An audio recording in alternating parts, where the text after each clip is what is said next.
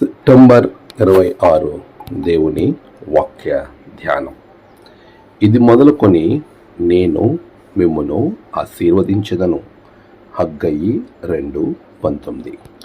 మన ప్రభువైన యేసు క్రీస్తు నామములో మీ అందరికీ ఈ ఉదయము శుభములు తెలియచేస్తూ ఉన్నాను. ప్రియులరా, అందరూ క్షేమంగా ఉన్నారు కదా?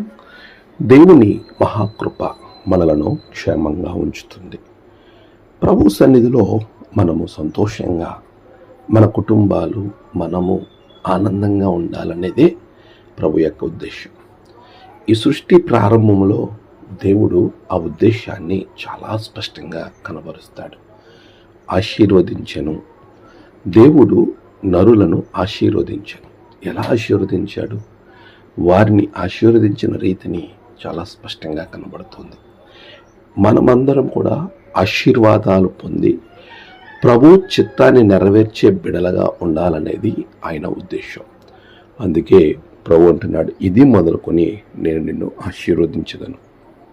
ఇది హగ్గయి ద్వారా ప్రభు ఇచ్చినటువంటి గొప్ప మాట. ప్రియులారా, దేవుని యొక్క వాగ్దానాలు లేతే ఆయన ఇచ్చినటువంటి ఆశీర్వాదాలన్నీ మన జీవితాలకు ఎంతో దీవెనకరం.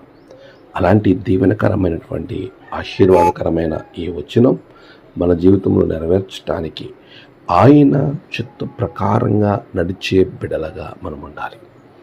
ప్రభు ఎప్పుడు మనం ఆశీర్వాదకరంగా ఉండాలని కోరుకుంటాడు. మనం ఉన్నతంగా ఉండాలని ఆలోచిస్తాడు. మనం ఎప్పుడు గొప్పవారంగా ఎదగాలని ఆయన తలంపు, ఆయన ఉద్దేశం. అందుకే ఎప్పుడు ఆశీర్వాదాలనే ఆయన ఇస్తాడు. దేవుడు ఆశీర్వాదానికి మాత్రమే దేవుడు. మన దేవుడు ఆశీర్వాదకరంగా మనం జీవించాలని కోరుకునేవాడు. కానీ ఆశీర్వాదము కానివి మనం పొందుకోవడానికి ప్రధాన కారణం స్వయం కృతాపరాధం. కావాలని తప్పు చేయడం ద్వారా, దేవునికి వ్యతిరేకంగా వెళ్ళడం ద్వారా, దేవుని మాట వినకపోవడం వలన మాత్రమే ఆశీర్వాదాలు పొందుకోలేకపోతున్నారు. దేవుడు, నీవు ఆరాధించే ప్రభువు ఎప్పుడు నిన్ను ఆశీర్వదిస్తాడు. నేను ఇంకా దీవించబడట్లేదు, చాలా దినాల నుండి ఎదురు చూస్తున్నాను అని ప్రార్థనతో ఉన్నావా? ఇది మొదలుకొని ప్రభువు నేను ఆశీర్వదించబోతా ఉన్నాడు. ఆమేన్. ప్రార్థన. పరిశుద్ధుడా, ప్రేమగల తండ్రి, గొప్ప దేవ, గడిచిన కాలం అంతా మీరు తోడుకున్నారు. ఈ నూతన దినం బిడల జీవితంలో గొప్ప కార్యాలు మీరు జరిగించండి. నేడు వారి ప్రయాణాలు, పనులు, తలపెట్టిన కార్యాలలో నీవే తోడే ఉండి నడిపించండి.